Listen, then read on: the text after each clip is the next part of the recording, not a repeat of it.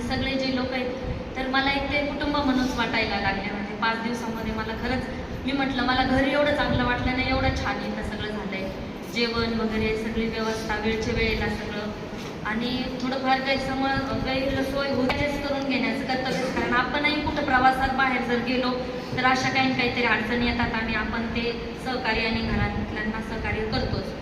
आणि आत्ता भैरू महाराजांनी जे काही प्रवचन दिलं ते खरंच मंत्रमुग्धच झालं होतं ऐकता ऐकता सगळ्या कथा सांगताना.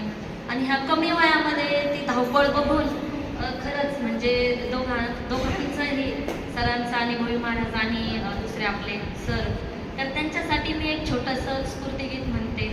मनसुद्ध तुझं गोष्ट आहे विमलाची, तू चाल पुढं, तुला रे गड्या भीती कशाची, परवा बिगुणाची, नवल्या कामाचा तू घेऊन निघाला, काट कुट वाटामध्ये बसती पायाला, रगत निघलं तरी बी हसल चप्पास देशी, तू चाल पुढं, तुला रे गड्या भीती कशाची, परवा बिगुणाची, मनसुद्ध तुझं गोष्ट आहे.